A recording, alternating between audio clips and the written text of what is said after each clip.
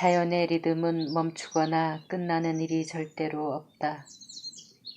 자연은 스스로를 정화하면서 가장 자연스럽게 존재한다. 우리 인간도 먹는 것, 입는 것, 생각하고 활동하는 것, 대인관계 등의 억지나 과시나 허세가 없이 지극히 자연스러워야 한다. 자연스러움이 곧 건전한 삶을 이룬다.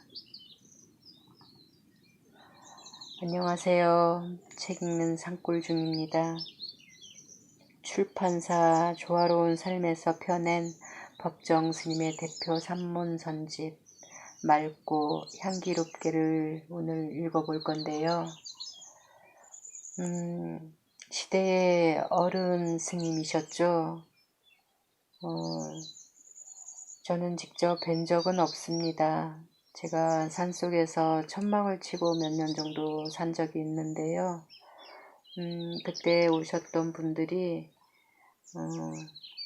저에게 법정 스님처럼 사시네요 라는 말들을 하셔서 법정 스님이 누구시지 하고 책을 사서 본 게 제가 아는 법정 스님의 모습이고 또 삶입니다. 글 속에서 스님의 성품이나 스님의 그 가치관, 삶의 가치관이라든가 수행 정신, 어떤 이런 것들을 볼 수가 있었는데요. 물론 스님이 사셨던 곳을 가본 적은 있습니다.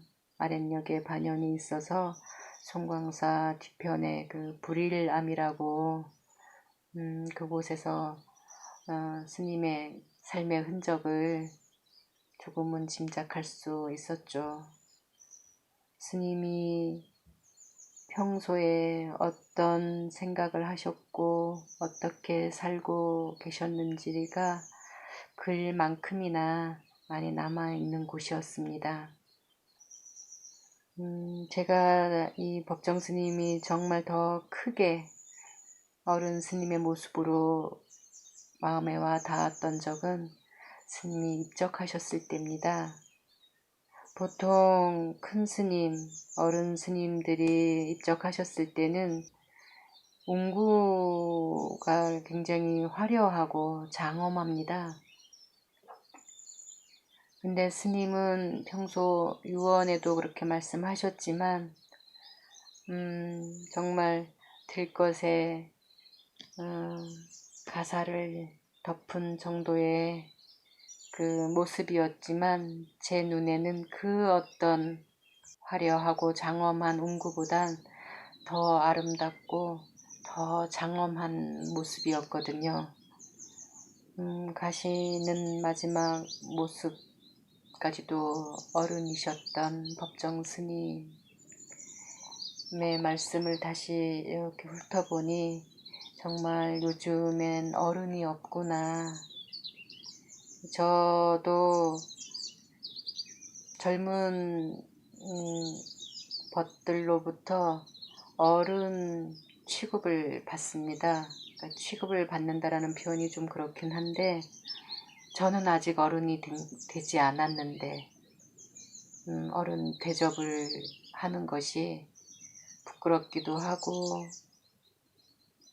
조심스럽기도 하고 그렇습니다. 아무리 좋은 옷, 명품, 브랜드, 비싼 장신구, 가방, 신발, 차를 가지고 있어도 부처님 말씀처럼 그 말과 행동, 마음씀이 귀하지 않으면 사람이 아니라는 중생일 수밖에 없는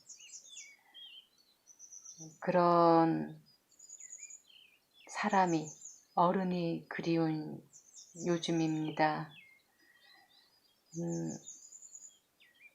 몇 편 읽어볼 건데요.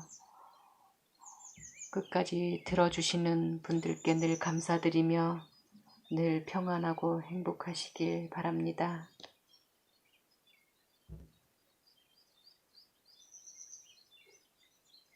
새들이 떠나간 숲은 적막하다.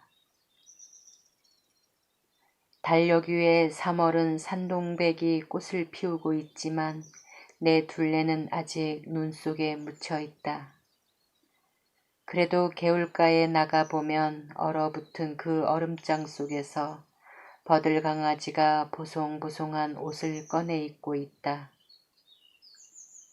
겨울산이 적막한 것은 추위 때문이 아니라 거기 새소리가 없어서일 것이다. 새소리는 생동하는 자연의 소리일 뿐 아니라 생명의 흐름이며 좋아요, 그 화음이다. 나는 오늘 아침 겨울산의 적막 속에서 때 아닌 새소리를 듣는다. 휘파람새와 뻐꾸기와 박새, 동고비, 할미새와 꾀꼬리, 미로아부리, 산비둘기, 그리고 소쩍새와 머슴새와 호반새 소리에 눈 감고 숨 죽이고 귀만 열어놓았었다.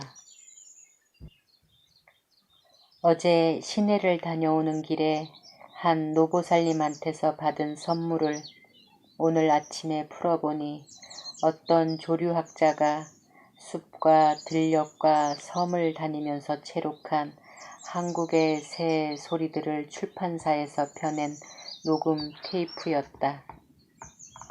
눈 속의 오두막에서 녹음된 새소리를 듣고 있으니 시간과 공간을 초월한 별다른 세상에 살고 있는 듯한 감흥이 일었다. 맑게 흐르는 시냇물 소리, 거기에 곁들인 아름다운 새소리에 귀 기울이고 있으면 문득 초록이 우거진 숲에서 풋풋한 숲 향기가 풍겨오는 것 같다. 그리고 맑은 햇살이 비낀 숲속의 오솔길에 청초한 풀꽃과 푸른 이끼가 눈에 선하게 떠오른다. 상상력이란 일찍이 자신이 겪은 기억의 그림자일 것이며 아직 실현되지 않은 희망사항이기도 할 것이다. 그렇다 하더라도 좋은 상상력은 그 자체만으로도 살아있는 즐거움을 누릴 수 있다. 이와는 달리 어둡고 불쾌한 상상력은 우리들을 음울하고 불행하게 만든다. 생각이나 상상력도 하나의 업을 이루기 때문이다. 몇 해 전 이른 봄에 여수에서 배를 타고 남해의 외딴 섬 백도를 다녀온 일이 있다. 백도는 사람들에 의해 아직은 더럽혀지지 않은 천연의 아름다운 무인 고도다. 이 백도를 다녀오는 길에 시간이 있어 거문도의 등대와 그곳으로 가는 길목의 동백꽃을 보기 위해 등성이 길을 올랐었다. 그때 문득 미로아부리 소리가 들려 귀가 번쩍 뜨였다. 동백꽃 아래서 뜻하지 않은 미로아부리 소리를 들었을 때 어찌나 반가웠는지 마냥 가슴이 설레었다. 육지의 산에서는 5, 6월이 되어야 들리는 새소리다. 그때 그곳에서 나는 그날 하루의 삶에 그지없이 고마워했다. 오늘 아침 이 새들의 목청을 녹음으로 들으면서 한 가지 사실을 새롭게 알았다. 미로아부리와 휘파람새 소리는 얼핏 들으면 비슷한 데가 있지만 자세히 귀 기울여 보면 휘파람새는 미로아부리에 비해 성량이 빈약한 데다 조금은 딱딱하고 그 울림의 끝이 약하다. 미로아부리는 그 목청에 기름기가 잘잘 흐르는 것 같은 아주 음율적인 소리를 띠고 있다. 또 한 가지 배운 것은 숲에 실록이 번질 무렵 그 새소리는 가까이서 늘 들으면서도 이름은 알지 못했는데 이번에 그 새가 하나는 검은등 뻐꾸기이고 다른 하나는 벙어리 뻐꾸기라는 걸 알고 반가웠다. 영롱한 구슬이 도루루 구르는 것 같은 호반새 소리를 듣고 있으니 불일남의 오동나무가 떠오른다. 호반새는 부리와 발과 깃털 할 것 없이 몸 전체가 붉은색을 띤 여름 철새다. 초입의 그 오동나무에는 새집이 4개나 아래에서 위로 줄줄이 뚫려 있는데 초여름이 되면 딱따구리가 새끼를 치기 위해 부리로 쪼아 뚫어 놓은 구멍이다. 그런데 번번이 이 호반새가 와서 남이 애써 파놓은 집을 염치 없이 차지하고 집주인 행세를 한다. 사람으로 치면 뻔뻔스러운 집 도둑인 셈이다. 그렇다 하더라도 그 목청만은 들을만하다. 남녘에는 지금쯤 매화가 피어났겠다. 매화가 필 무렵이면 꼬리를 까불까불 하면서 할미새가 자주 마당에 내려 종종 걸음을 친다. 할미새 소리를 듣고 있으니 문득 매화 소식이 궁금하다. 승주 서남사의 매화가 볼만하다.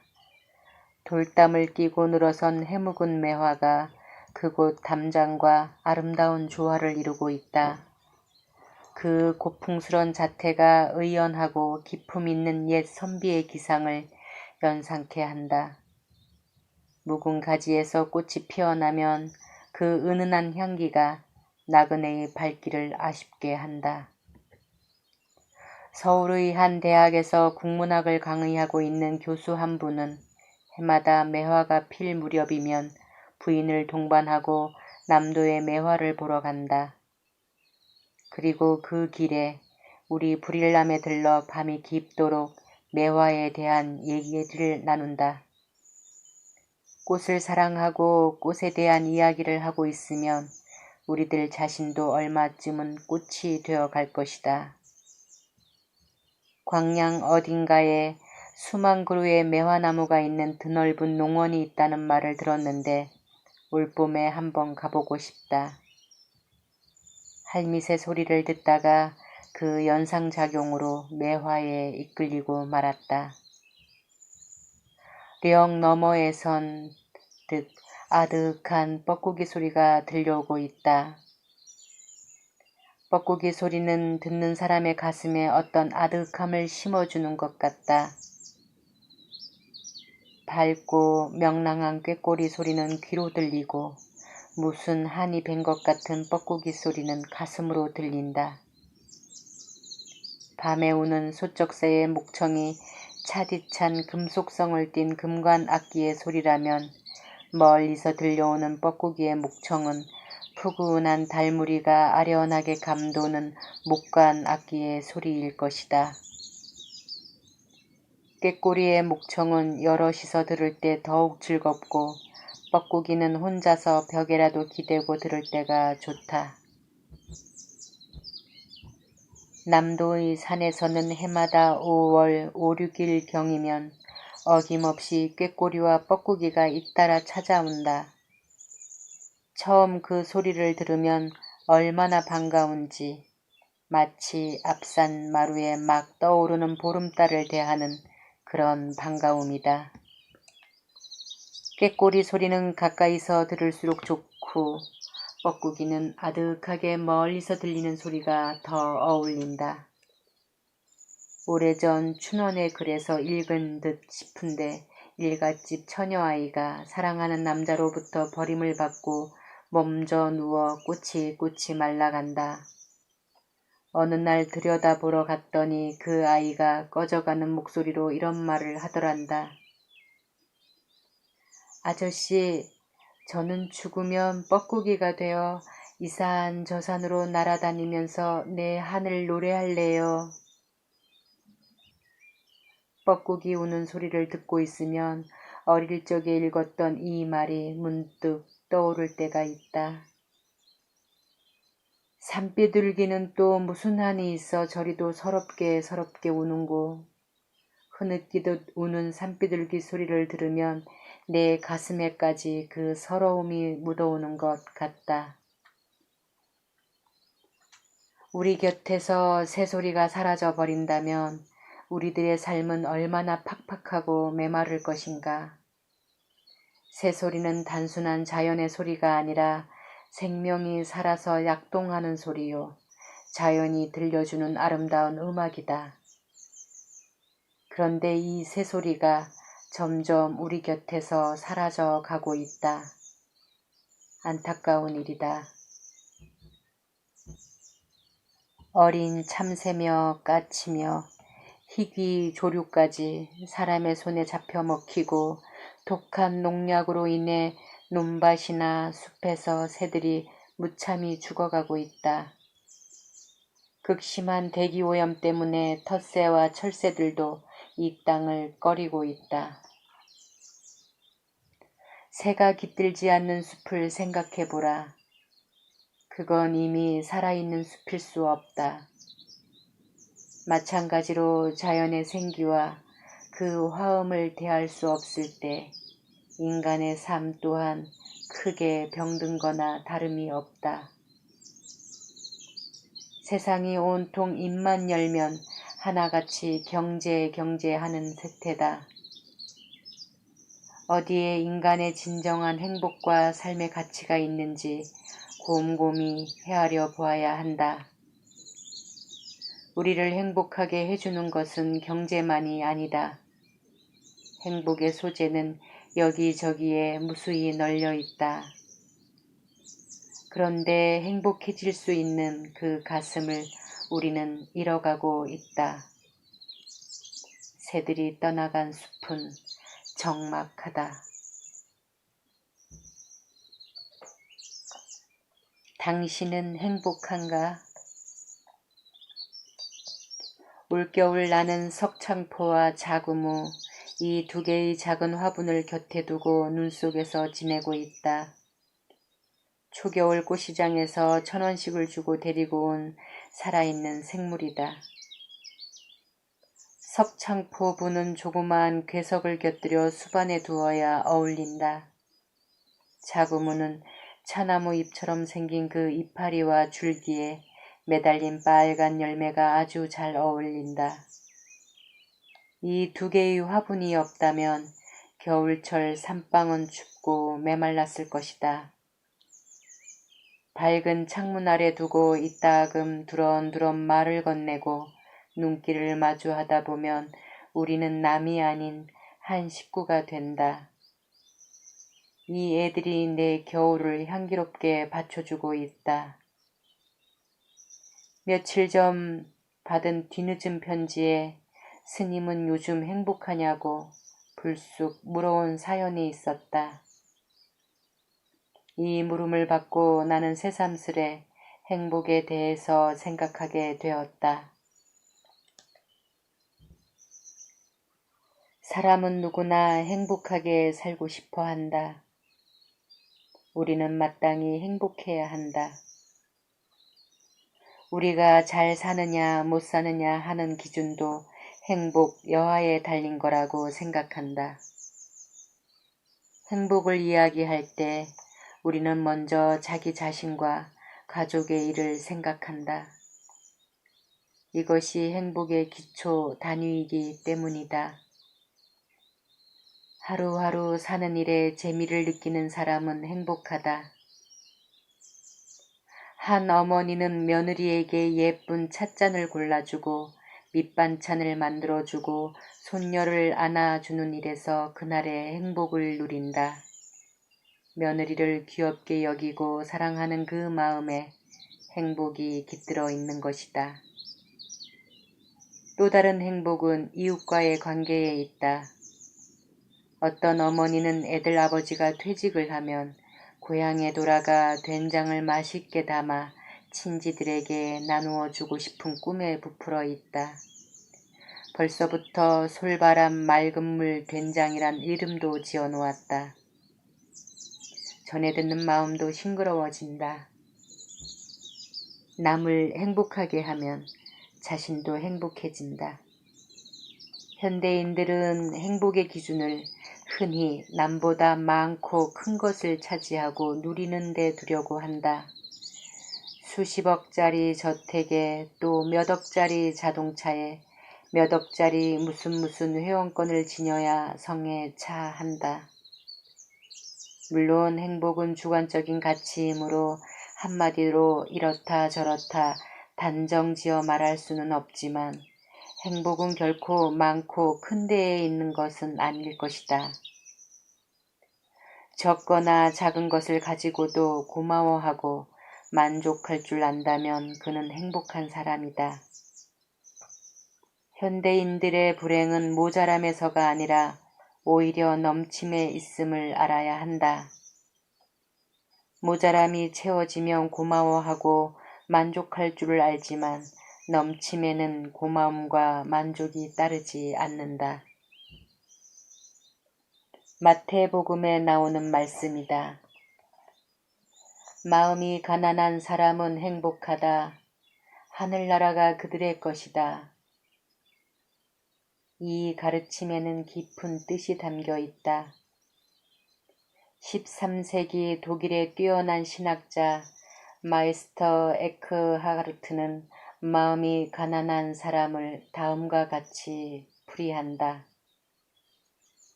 마음이 가난한 사람은 아무것도 더 바라지 않고 아무것도 더 알려고 하지 않으며 아무것도 더 가지려고 하지 않는다. 욕망으로부터의 자유, 지식으로부터의 자유, 소유로부터의 자유를 말하고 있다. 심지어 그는 신으로부터도 자유로운 사람만이 진정으로 마음이 가난한 사람이라고 한다.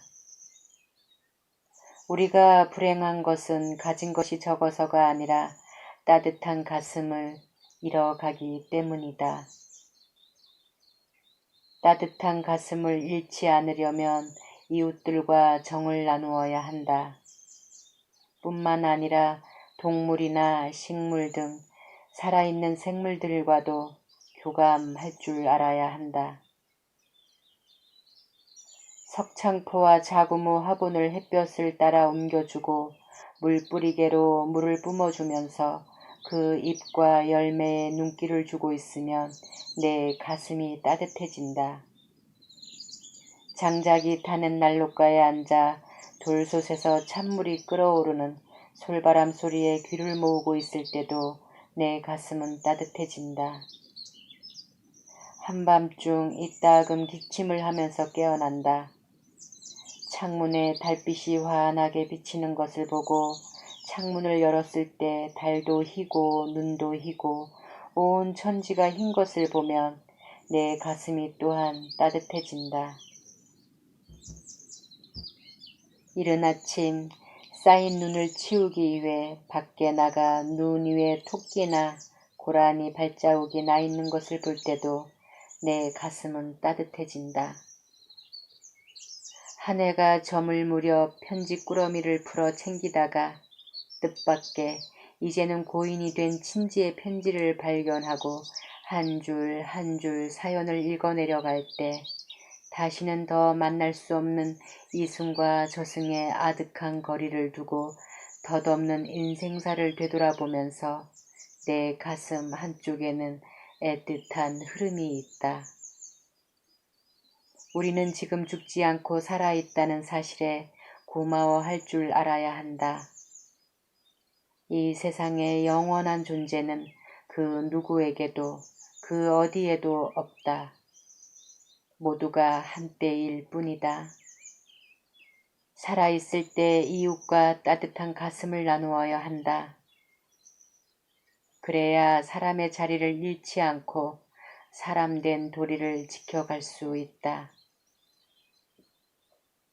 영국 속담에 자기 스스로 행복하다고 생각하는 사람은 행복하다는 말이 있다.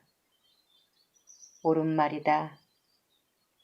이 말을 뒤집어 보면 자기 스스로 불행하다고 생각하는 사람은 불행하다. 그러니 행복과 불행은 밖에서 주어진 것이 아니라 내 스스로 만들고 찾는 것이다.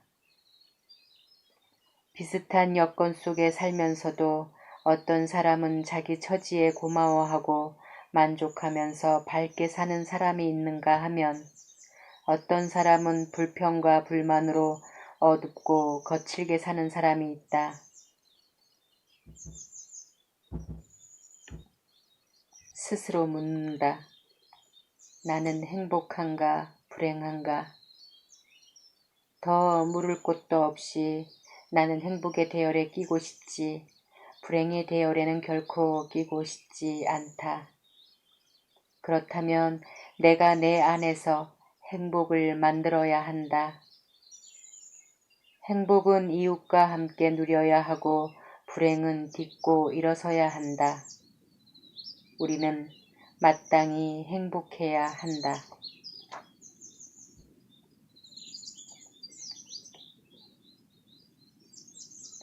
내가 사랑하는 생활. 눈이 내리려는지 먹구름이 낮게 내려앉고 골짜기에서는 차가운 기류가 올라오고 있다. 서둘러 읍내 철물점에 가서 눈 치는 가래를 하나 사왔다. 이곳은 누운고장이라 다른 데에 없는 연장들이 있다. 손잡이감이 마땅치 않아 손수 만들지 않고 가게에서 사온 것이다. 난로에 장작을 모아 놓으면 활활 타오르는 소리도 좋지만 한참 있으면 난로 위에 올려놓은 돌솥에서 물 끓는 소리 또한 훈훈한 실내의 정취를 아늑하게 거들어준다. 산에 살면 오관 중에서도 특히 청각이 예민해지는데 한밤중에 기러기 떼 날아가는 소리를 듣고 잠에서 깰 때가 덜어 있다.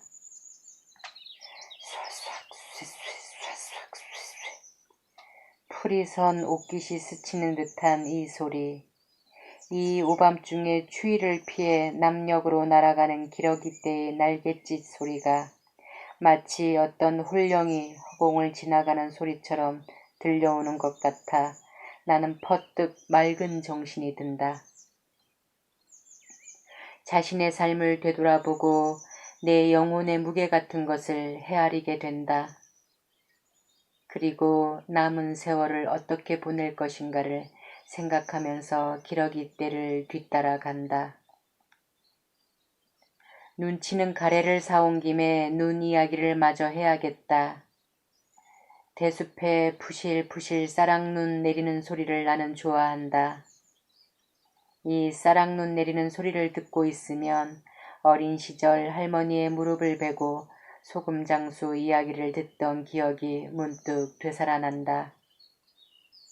똑같은 이야기지만 들을 때마다 가슴 졸이며 새롭게 들리던 그런 옛 이야기. 고전이란 바로 이런 성질의 것이 아닐까 싶다. 며칠 동안 펑펑 눈이 쏟아져 길이 막힐 때, 오도 가도 못하고 혼자서 적막 강산에 갇혀 있을 때, 나는 새삼스럽게 홀로 살아있음을 누리면서 순수한 내 자신이 되어 둘레의 사물과 일체감을 나눈다. 눈 위에 찍힌 짐승 발자국을 대하면 같은 산중에 사는 동료로서 친근감을 느낀다. 그리고 눈이 멎어 달이 그 얼굴을 내보일 때 월백, 설백, 천지백 그 황홀한 경계에 나는 숨을 죽인다. 달도 희고 눈도 희고 온 천지가 희다고 밖에 더 무엇을 표현할 수 있겠는가. 옛 시인의 감성을 넉넉히 짐작할 만하다. 나는 한겨울 개울가에서 얼음장 속으로 흐르는 시냇물 소리에 귀 기울이기를 좋아한다. 뼛속까지 스며드는 그 청랭한 소리가 내 핏줄에 이어져 한없이 정화시켜주는 것 같다. 얼음장 속에서 버들강아지가 움트는 것을 보면 잠시도 멈춤이 없는 생명의 신비 앞에 숙연해지지 않을 수 없다. 살아있는 모든 이웃들이 다 행복하라, 태평하라, 안락하라. 여름날 땀을 흘리면서 한참 고갯길을 오르다가 고갯마을에 올라섰을 때 가까이서 들려오는 솔바람 소리는 오장육부까지 시원하게 해준다. 소나무 아래서 솔바람 소리를 베고 낮잠 한숨 자고 싶어진다. 내가 좋아하는 산 중의 풍류다. 제 발로 한 걸음 한 걸음 산길을 걸어 올라가는 사람만이 누릴 수 있는 맑은 복이다. 나는 또 겨울숲을 사랑한다. 실록이 날마다 새롭게 번지는 초여름의 숲도 좋아하지만 거치적거리는 것을 훨훨 벗어버리고 알몸으로 겨울 하늘 아래 우뚝 서 있는 나무들의 당당한 기상에는 미칠 수 없다. 숲을 이루고 있는 나무들은 저마다의 특성을 지니고 있으면서 전체의 조화를 지니고 있다. 사람이 모여 사는 사회도 이런 숲의 질서를 배우고 익힌다면 넘치거나 모자람이 없을 것이다. 우리가 한 그루의 나무를 대할 때 그 앞에서 자기 자신의 모습도 함께 비춰볼 수 있다면 나무로부터 배울 바가 적지 않을 것이다. 겨울숲에서 어정어정 거닐고 있으면 나무들끼리 속삭이는 소리를 들을 수 있다. 빈 가지에서 잎과 꽃을 볼 수 있는 그런 사람만이 그 소리를 알아들을 수 있을 것이다. 겉으로 보면 나무들은 겨울잠에 깊이 빠져 있는 것 같지만 새봄을 위해 끊임없이 움직이고 있다. 눈 속에서도 새 움을 키우고 있는 걸 보라.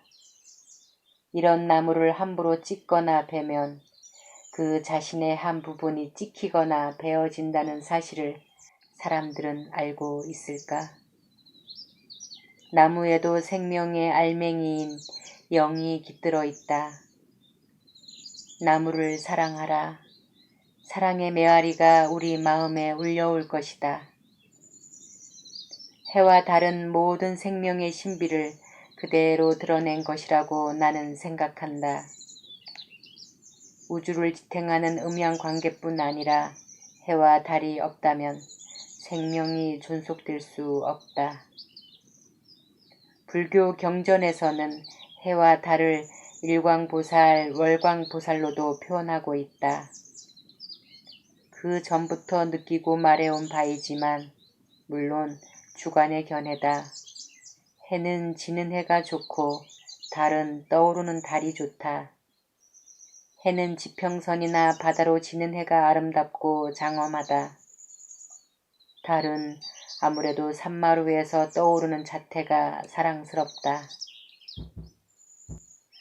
내 기억의 언저리에는 아름다운 일몰의 장면이 몇 폭 차곡차곡 간직되어 있다. 문득 지금 떠오른 것은 태평양 연안에서 노부부가 간이 의자를 차에 싣고 와서 가지런히 앉아 수평선 너머로 지는 해를 묵묵히 지켜보고 있는 장면이다. 그 지점은 나도 자주 가서 일몰을 지켜보곤 했었는데 그날은 마침 비가 갠 날이라 붉은 해의 윤곽이 선명해서 수평선에 잠기는 순간순간 하늘과 바다에 펼쳐지는 빛의 조화가 숨이 막히도록 아름다웠다. 인생의 황혼기에 접어든 노부부가 하루 일을 마치고 바닷가에 나와 수평선으로 지는 해를 말없이 바라보고 있는 그 모습이 내게는 그날의 일몰과 함께 인생의 잔잔하고 아름다운 일몰로 간직되어 있다. 노을은 인도양의 진주로 불리는 스리랑카의 티크나무 숲에서 붉게 붉게 타오르던 그때의 노을보다 더 장엄한 노을을 나는 아직 만나지 못했다. 해가 지고 난 다음 하늘이 벌겋게 물드는 현상을 노을이라고 하는데 한 인생이 살다 간 자취도 노을처럼 남을 거라고 여겨진다. 후회 없이 잘 살아야 그의 자취인 노을도 아름답게 비춰질 것이다. 나는 또 맨발로 밭에 들어가 흙 밟는 그 감촉을 좋아한다. 여름날 산그늘이 내릴 무렵에 채소밭에서 김을 맬 때 맨발이 되어 밭 흙을 밟고 있으면 간질간질한 그 부드러운 감촉과 함께 땅 기운이 내 몸에까지 스며드는 것을 느낄 수 있다. 흙이 생명의 바탕임을 알아야 한다. 마른 씨앗을 흙에 묻어두면 거기서 움이 트고 잎이 펼쳐지고 꽃을 피우다가 열매를 맺는다. 흙에서 멀수록 병원과 가까워진다는 말은 어김없는 진리다. 우리가 살 만큼 살다가 돌아가 사가질 곳 또한 이 흙이다. 이런 흙을 더럽히면 자신의 뿌리가 그만큼 허약해진다는 사실을 우리들은 명심해야 한다. 누가 먹고 싶은 것이 뭐냐고 물어오면 나는 선뜻 대답을 못한다. 먹고 싶은 것이 별로 없다. 내 삶의 둘레를 쓸고 닦아낸 다음 차분하고 한가로운 기분으로 마시는 차를 나는 가끔 즐기고 있다. 오, 참, 요즘 물미역을 몇 차례 맛있게 먹었다. 물미역은 뻐세 지기 전 소금을 약간 쳐서 찬물로 씻어낸 다음 데치지 않고 날 것 그대로 초고추장에 찍어 먹으면 산중에서도 바다의 갯내와 파도 소리를 들을 수 있다. 물미역은 잎은 떫고 줄기가 오들오들 씹히는 맛도 있고 달다. 밝아오는 여명의 창을 눈을 두고 꼿꼿이 앉아 소리 없는 소리에 귀를 기울이는 일을 하루의 일과 중에서도 나는 가장 사랑한다. 이런 시간에 나는 내 중심에 있다. 그리고 밝은 창 아래 앉아 옛 글을 읽는 재미 또한 내게서는 빼놓을 수 없다. 그 속에 스승과 친구가 있어 내 삶을 시들지 않게 한다. 방이 식었구나. 아궁이에 먹이를 넣어 주어야겠다.